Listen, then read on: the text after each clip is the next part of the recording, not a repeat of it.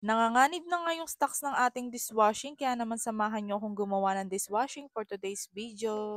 Gagawa nga tayo ng dishwashing liquid for today's video and this time ang gagamitin nating brand ay yung Bright PH. Meron na nga rin pala ito kasamang instruction para hindi kayo mahirapang gawin yung inyong mga dishwashing liquid. Nagustuhan ko nga itong kit ng Bright PH dahil bukod sa mabula siya ay hindi talaga nangangati yung kamay ko sa kanya. Meron kasi akong eczema kaya naman napaka-sensitive talaga ng kamay ko pagdating sa mga sabon or dishwashing liquid, mga ganyan. Kaya naman hindi talaga ako basta-basta gumagamit ng kahit anong mga brand ng sabon or dishwashing na hindi ko talaga trusted. Kahit nga sa paglalaban ng damit ni Riri, ay meron din talaga akong specific na brand ng sabon na ginagamit. Mabalik nga tayo dito sa ating dishwashing. After ko nga ilagay yung surfactant at saka yung ating bubble booster, ay sinunod ko na itong degreaser. So, ito yung pampatanggal ng mga sebo, ganon, yung anti-dulas. At sa mga pagkakataong ito nga mga mare, ay si Riri yung tumutulong sa aking maghalo-halo dyan. O, di ba may naaasahan na nga talaga ako. Pagkatapos nga haluin ni Madam, ay sunod-sunod nating ilalagay itong scent, antibacterial, at yung kanyang coloring. Hindi naman kailangan na in order nyo talagang gawin kung paano ko ginagawa dito sa video, but at least na isunod-sunod yung ilagay itong tatlong to, okay na yun. Kung mapapansin nyo nga, yung tagahalo ko dyan may pagsayaw-sayaw pa, ay nako. And then, ayun na nga, imekos-mekos lang yan ni Insan, charot. Andito na nga tayo sa exciting at nakakangawit na part. Yes po. So, dito sa paglalagay ng salt nila, yes, salt ang tawag dito sa kanila kasi iba-iba naman yung atake ng bawat brand. Ito yung part na nakakangalay dahil kailangan dahan-dahan nyo siyang ilagay habang dahan-dahan nyo rin siyang hinahalo. And kinuha ko na nga rin tong pagkakataon na to para naman turuan si Madam Riripot. Hindi dahil para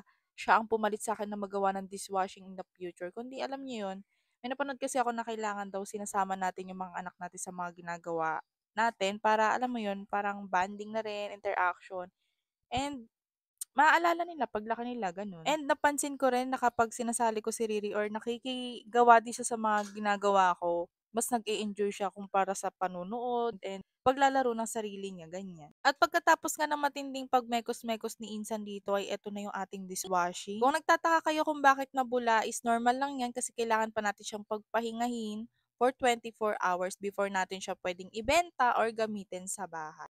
And hindi ko na nga na-videohan guys kasi dineliver ko na sa tita ko yung ating ginawang dishwashing. Yes po, for reseller po yun. And ito yung mga natira sa aking green, ayan. Meron ako natira kasi 17 liters total yung nagawa ko and may mga natira ako dito. Bale, naubusan nga tayo ng 1 litrong bote dito. Kaya naman nilagay ko na lang sila dyan sa 500 ml na bote. Meron din ako natira ditong mga sticker, ayan. Bale, ang benta ko sa aking 500 ml is 25 to 30 pesos depende kung nagmahal yung bote, yung dishwashing or walang free shipping voucher. Wala na nga rin daw dishwashing si Papa kaya naman ayan binigyan ko na rin. At yung aking paboritong lavender scent, ayan ang hindi mawawala kasi yan ang ginagamit ko talaga for everyday use. So ayun lang muna for today's video. Link sa comment section. Annyeong!